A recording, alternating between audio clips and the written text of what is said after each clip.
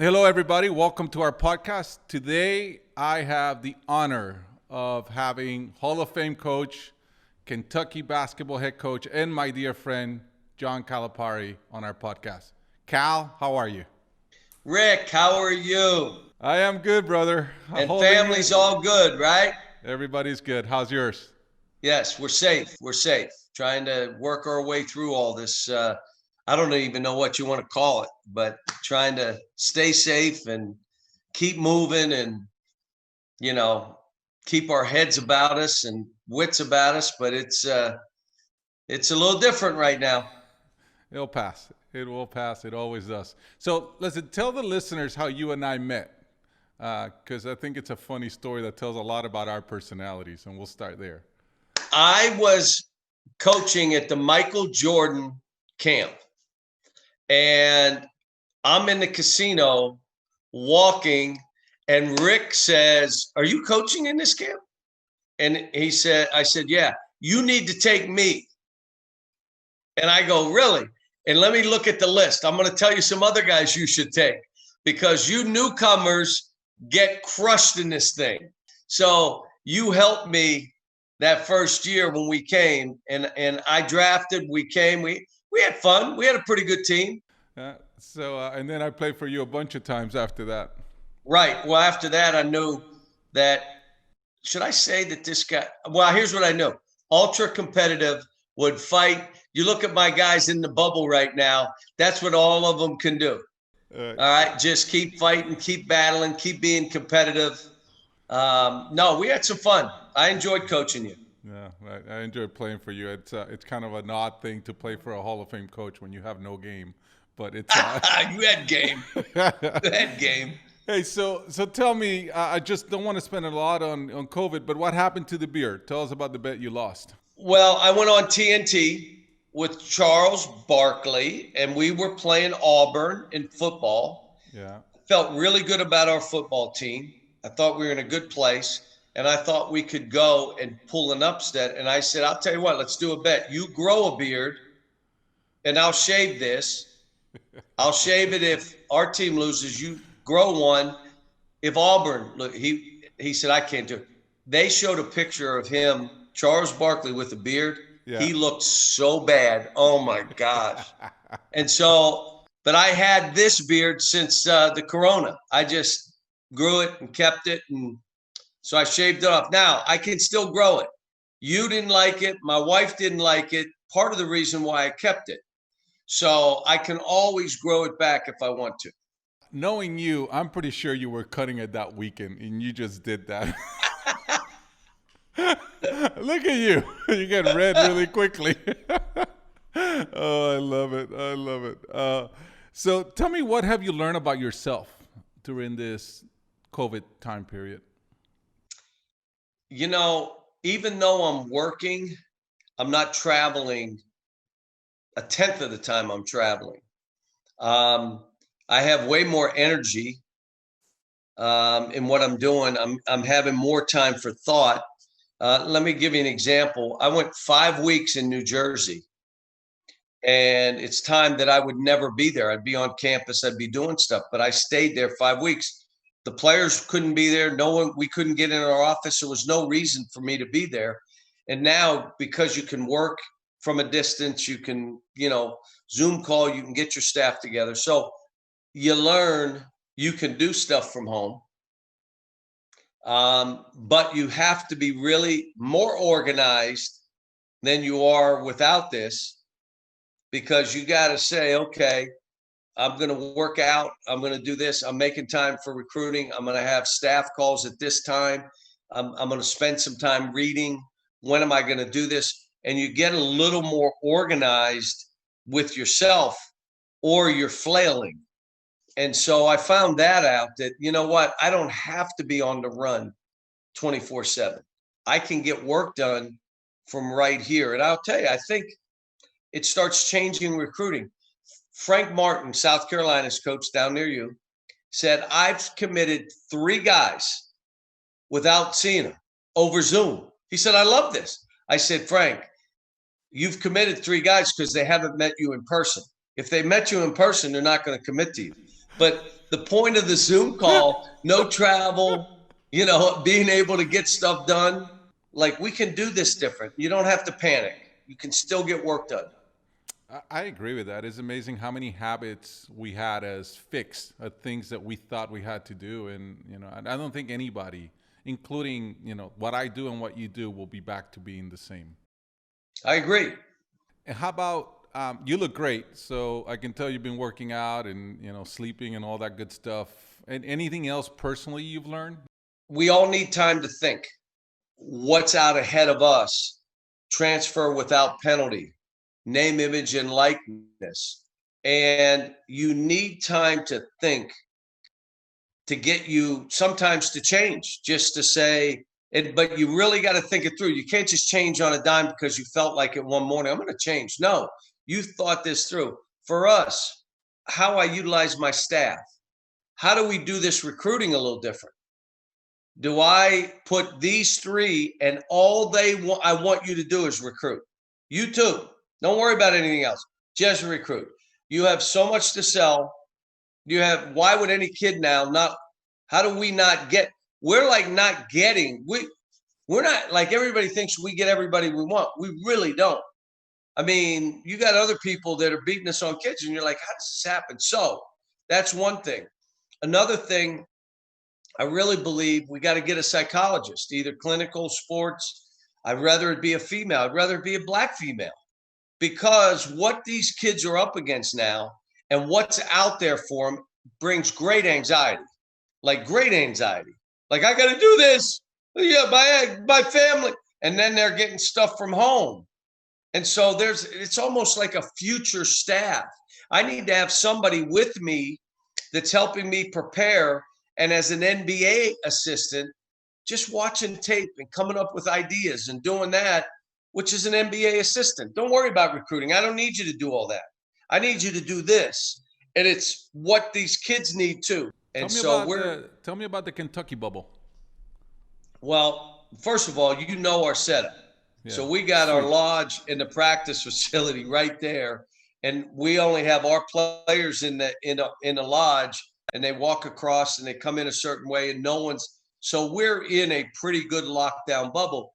But it's hard. They're still 18 years old, 19 years old. And so now I want to go see a girl, or you want to get, okay, now you're affecting everybody. And if you do something dumb, we're knocking down everybody. And the thing that's going to get schools, Rick, is not so much that someone gets the virus. It's the tracing. Because the tracing knocks people out for 2 weeks. So one of your players does something dumb, or doesn't do something dumb, just gets it. They knock out all the rest of your team for 2 weeks. But it's not just that. They have what they call ramp up. You have 1 week that you can't play games. So it's a 3-week period now, which if you do that once or twice in a college basketball season, you're not going to play enough games to be in the NCAA tournament. So we've got to mitigate as best we can, staff, managers, and all that. And we got to continue to be on the players. We have an advantage at Kentucky because we got a kind of bubble.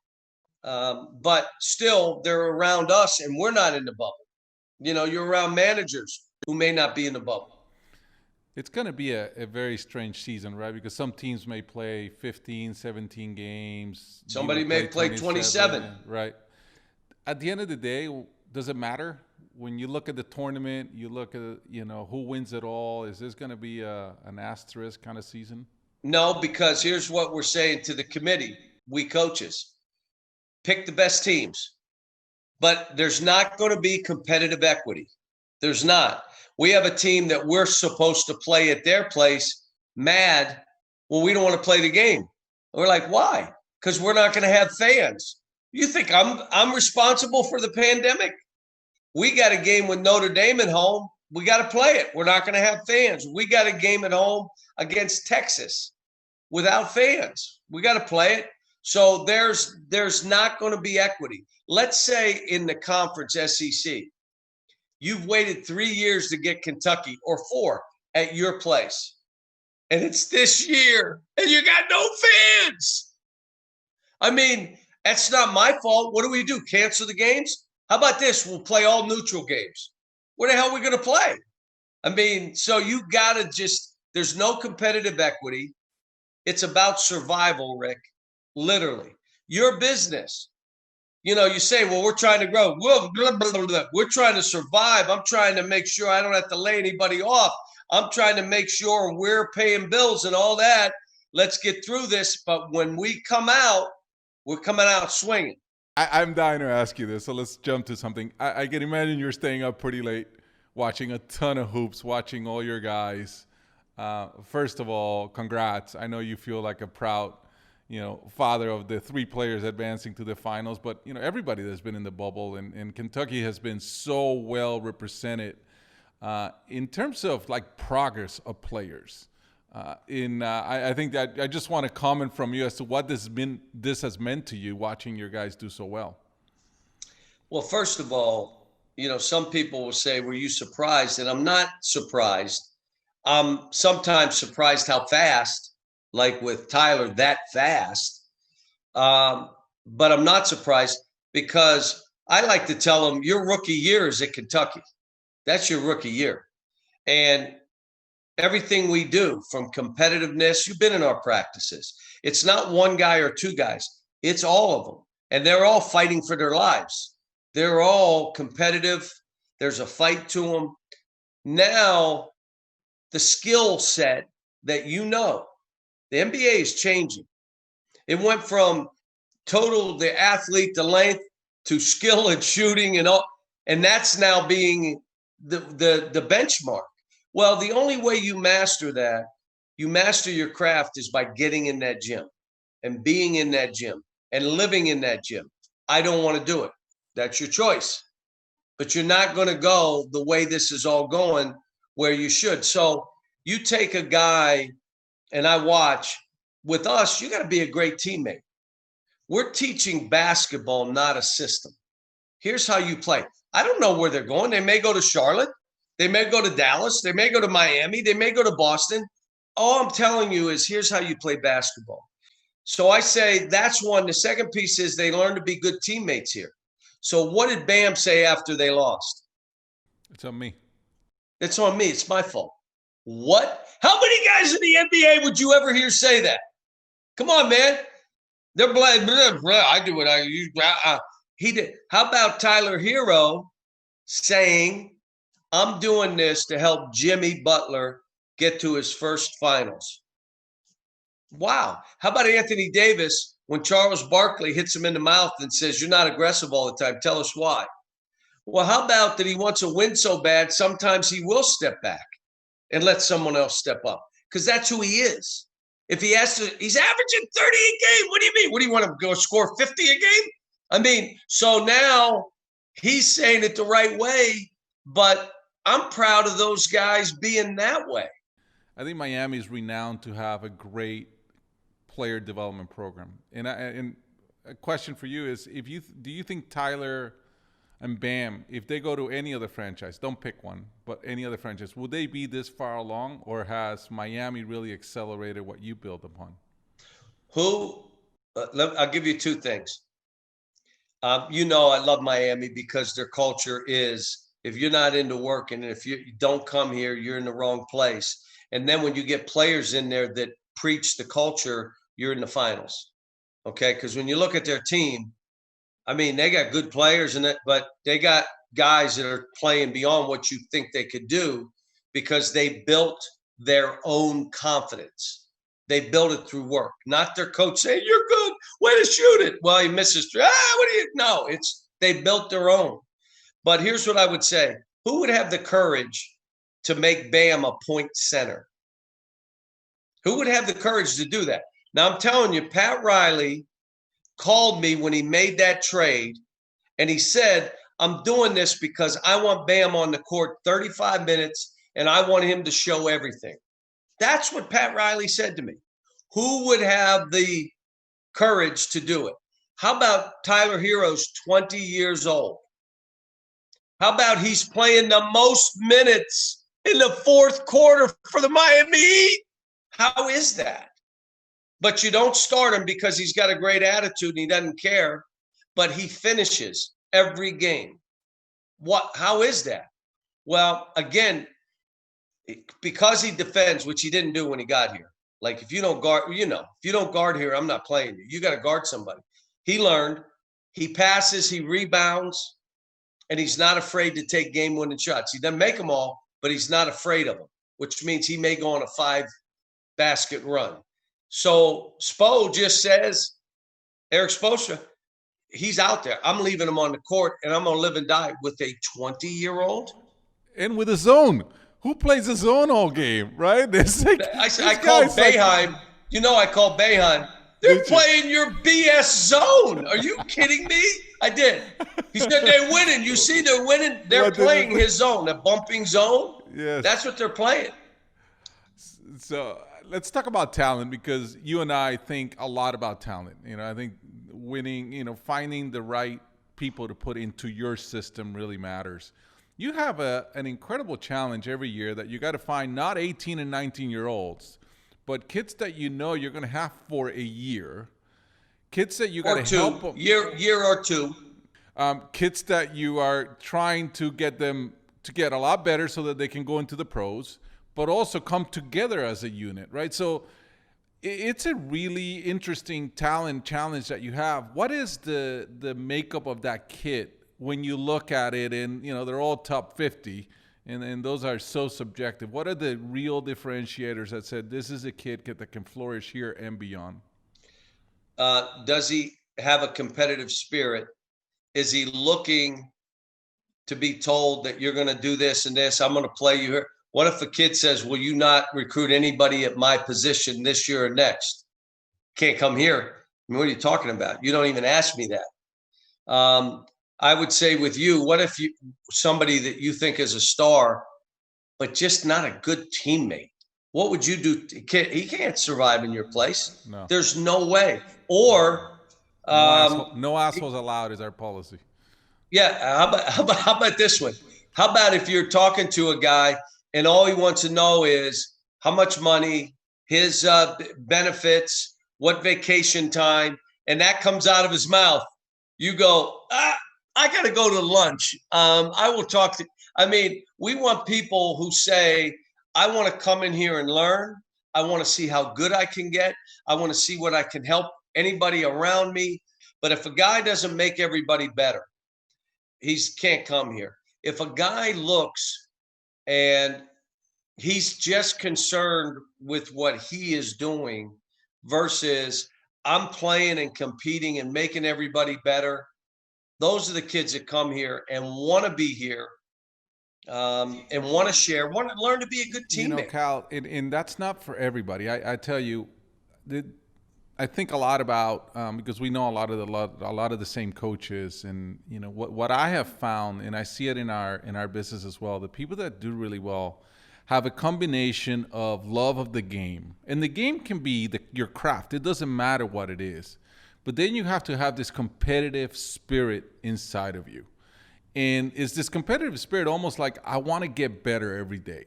Not necessarily I have to be better than somebody. I just have to be better than I was. Right? And really recruiting for that, I think, will make all the difference in the world in anything we do. Do you agree with that? Yeah, and love, the guys won't live in the gym if they don't love it. When I hit Tyler Herro about a month ago when he was just getting started, I said, I talked to these guys about how much time you spend in the gym. And he texted me back. I was either in the lodge or the gym. And he said, you ready? I miss those days. That, you know what I'm saying? This dude, he misses the work. He misses the grind. He misses, and they're still doing it there. But here, he had nothing else in there or in this court. And 11 o'clock, he went back and went to sleep, There's such a powerful... There's something so powerful in that statement of loving the grind, learning to love the grind. It doesn't matter what it is. Everything is hard before it's easy. Everything is a struggle until you master it. And it's, some people fight the grind or trying to Can I give you this? Short circuit the grind. If anyone listen to this, they have one of the hardest, toughest days, and they sit on their bed at night and they can convince themselves, I love this. This is what I want.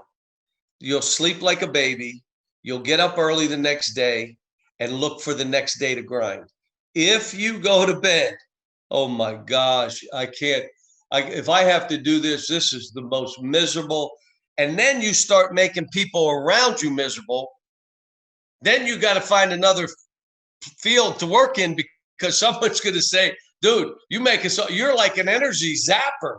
Or are you the guy that wakes up, puts his feet on the floor and say, I cannot wait to start today.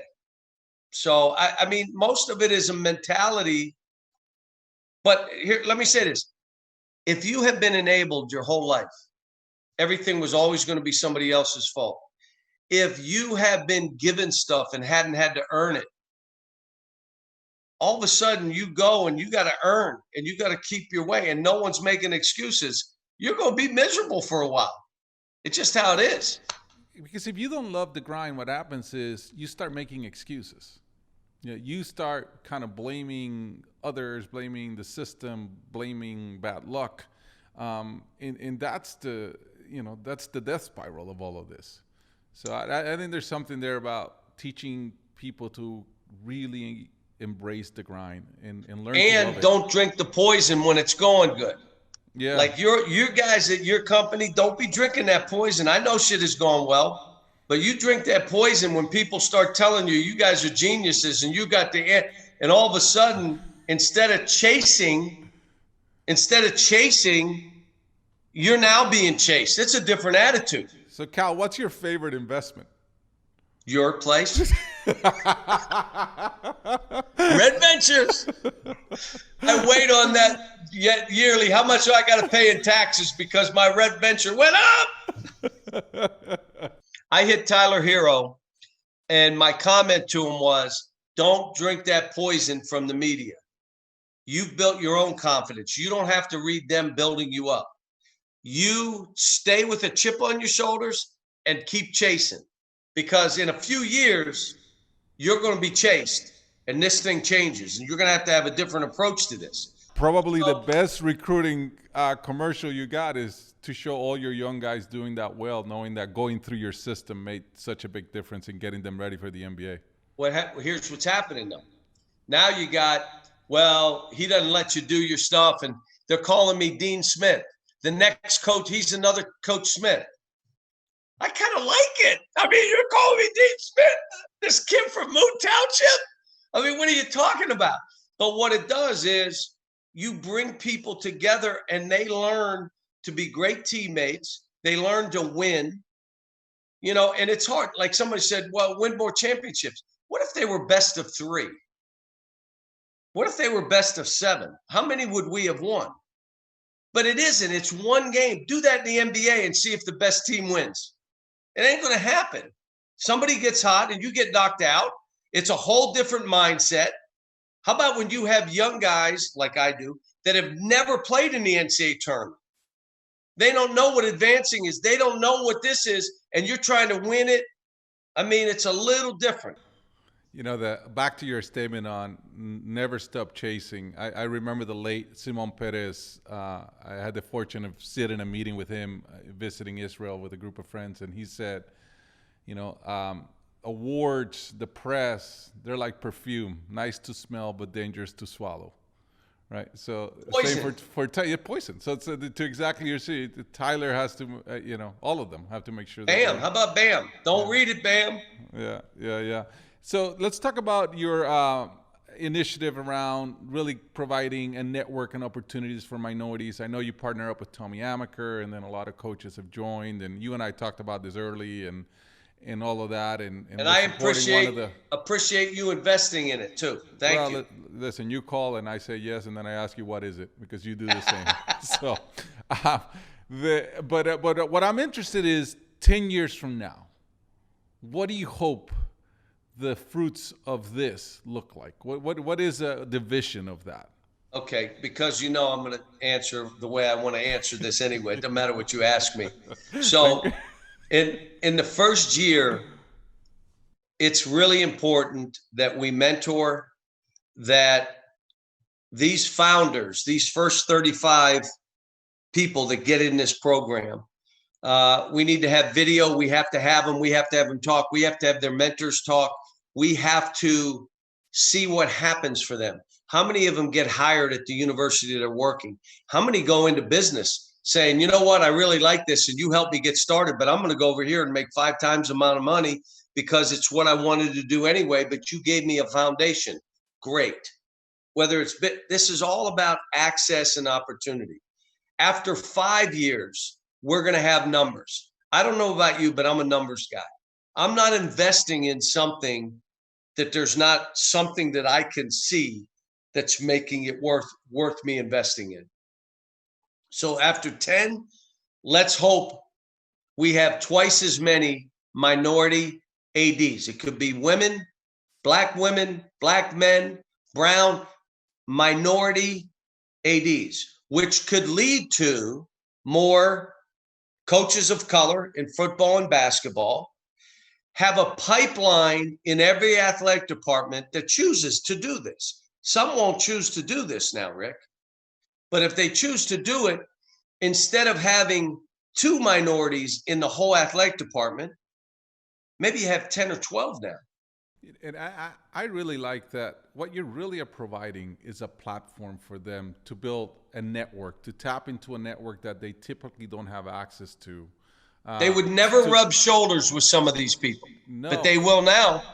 And think about, by bringing diversity into all of this, athletic departments, you're going to change the notion of the inclusion element of this. People are going to feel a lot more inclusive or included in the process. So I think it's going to have a lot of benefits, even for the student athletes that today look up and say, hey, I can see my coaches being, diverse, but I don't see anybody else in the administration. I think this is really good, and I think this will pay dividends for a long time. So kudos to you. But I think we're not going to see it, Rick, until what you just said.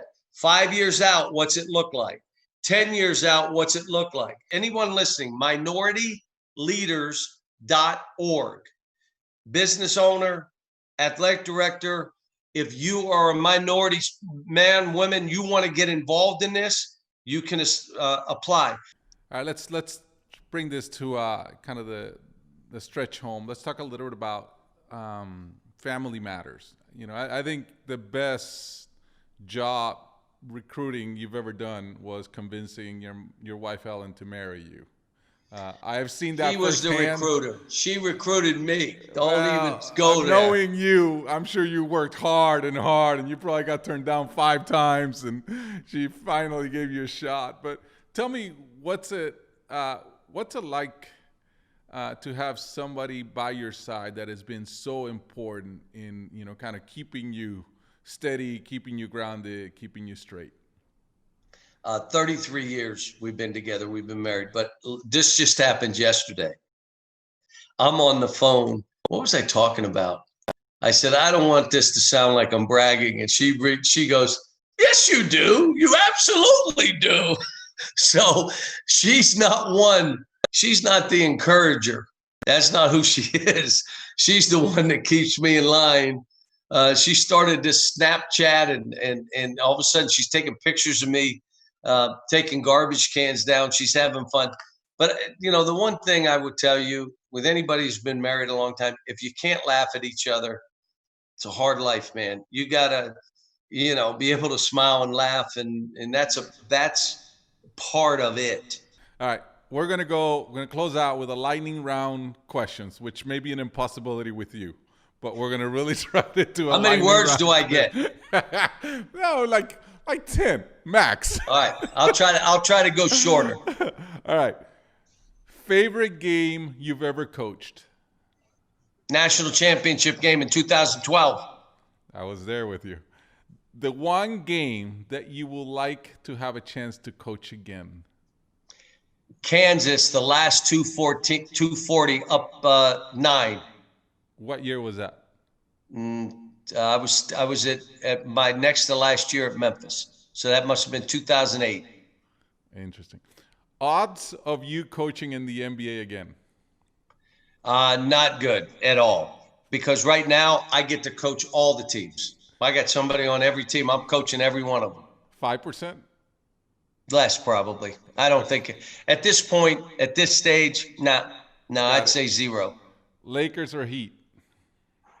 The Lakers have to figure out matchups defensively, and Miami better run back. Forget about offensive rebounding. Form a wall like you did against a kid from Milwaukee, and then play from there, and you have a chance. Miami or the Lakers? Liking them both. All right, we won't put this hey, out there. Hey, you got to give me one. Whatever happens, I'm hoping my guys play really well. All right, I'm gonna let you off the hook on that. Are you watching the debate tonight? Absolutely. Must see TV. How many more years would you coach? I don't know. You know, I never thought I'd coach in my 60s, so I got a few more years. But here's what I would say: the way I feel right now, the way I'm able to coach these kids and give back, I feel good. Will it be 5 years? Will it be more than that? Yeah. You know what they say, the 50s is the new 40s, 60s is the new 50s, 70s is the new 60, 80s 80. So.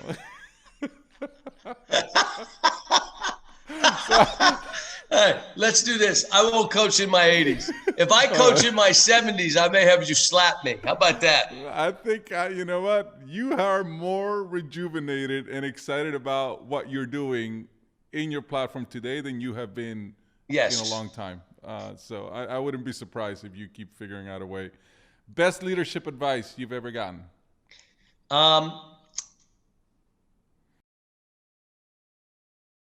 Two things I got to tell you. One is, in my profession or in any profession, if you care about your people and you truly care, you'll always have a job, because they'll make sure you always have a job if you care. But it's got to be authentic and it can't be fake if you care. The other piece of advice I was given by Pat Nardelli when I took the UMass job: you can have a bad deal with good people. It happens, but you can never have a good deal with bad people. If you see it, don't matter what it smells like, run. If you're with bad people, it ain't working. So my staff and players that I recruit, people that I have around me, I make sure they're good people. All right, two more. LeBron or MJ? MJ yeah, you can't compare him to anybody. Somebody was trying to compare somebody to the spirit that MJ played with, the competitiveness, and that Kobe played with. You can't, don't even, just those two are separate. And you know, and I don't think comparing anybody to Isn't Michael. remarkable to see LeBron compete at this level at 37? It is crazy. Now that, remarkable. And what he did at the end of that last game, It's remarkable. you sat there and you just thought, he's not 31. He's going to end up, next time we turn around, he's going to be 40. Yeah. I don't know. Whatever he's eating, I want some of that. All right. You last my question, dogs? Cal. Yeah, that's last question. When was the last time you changed your mind about something? Right now, I would hope someone could get me to think different about where I see things going in our country right now. Please, somebody, I'm all ears to, change my mind, because I'm not seeing good stuff. And I'm talking both sides, what we're doing in the division, and how we're demonizing everybody. And this is a country that my grandparents came through Ellis Island, and look what has happened for me. This is the greatest country in the world. How are we getting to where there's so much division here? I don't know. So if you can change my mind and saying it's going to get better and it's all there, please do it. Because I just worry. I worry for democracy. I worry for, you sit and you wonder, people say, well, what is is he a Republican? Is he a Democrat? No, I'm for people. How do we make sure people have access and opportunities that everybody has? How do we make sure there's health care? I don't care how you do it. Just tell me, convince me. I mean, how do we have social justice within. And I'm not talking this and that. I'm saying where people are treated fairly. And how do we do this within what we have? Because we make steps up and then we come back, and then we have steps up and we come back. I think what I've told my players, if anything's going to change, it's got to be through changing laws. You can change people's minds around the fringe, but you're not changing their heart and mind. If they're set, you got to change laws. And a lot of those laws, incredibly so, are at the city level. They're Yeah. at the county level. Yes. They're at the state level. This is not. And people don't vote locally. Exactly. Vote. Yeah, exactly. You got to vote. And get to know who you're voting for. Like, do your homework. It's an important responsibility. Don't show up and, play darts. Brother, you look great. Your energy's off the charts as always. Excited to both watch your team play and to see you again in person before long. I really appreciate you doing this. It means the world, and you're a class act. Thanks, Rick. You're the best.